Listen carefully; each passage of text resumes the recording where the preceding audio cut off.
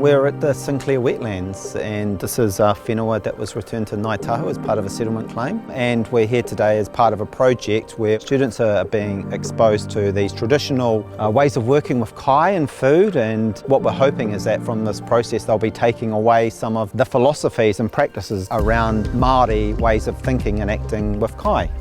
So we're here to learn about the cultures and ways of how to prepare food sustainably. And we're just really learning about the mahi na kai and how that was kind of practiced to the people that were here originally, and the culture that was sort of just lost when the settlers came in and took over the area. And I truly hope that as a group we can come together to really just kind of break down the essence of what a Matariki festival and celebration is about. What I hope they take from it is sustainability and an understanding that it doesn't all come from a supermarket. It all starts from the whenua, it comes from the ground, and we just can't keep taking, we've got to give back. And also how to gather and collect mahina kai and some of the resources that are within the wetlands. So we'll come together and we'll talk about what we thought, any principles that might have popped up that we want to highlight or think about embedding in the dish design or the actual event experience. Today we're at Otago Polytechnic practicing our final dishes and prototyping for our Matariki event next week.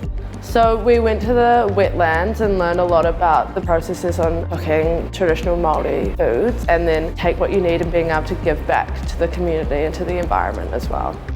We took those ideas and did some research working with what we had and the ingredients we've been given, and then each day in class we prototype and iterate every method, and today we're doing our final one before the event.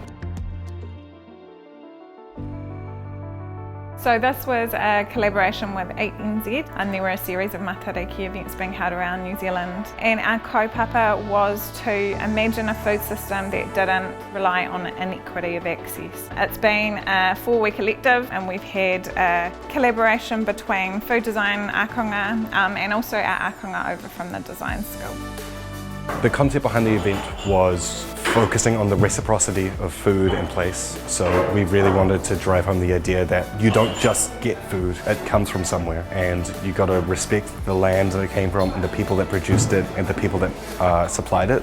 And so thinking more sustainably about all of that is really what the core concept is.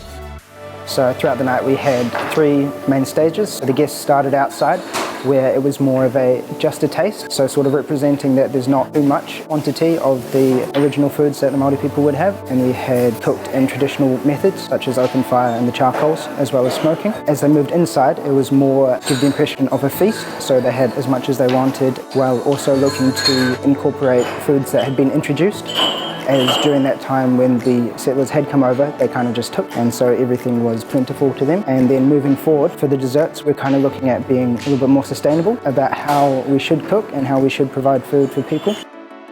So the students did really, really well tonight. Everything went really smoothly actually, and I think collaboration, that notion of kotahitaka, everybody working together, was really, really cool. I loved watching people talk to each other, because that is one of the key ideas of Matariki, is to share stories and have conversations with people, and it made me so happy to see that.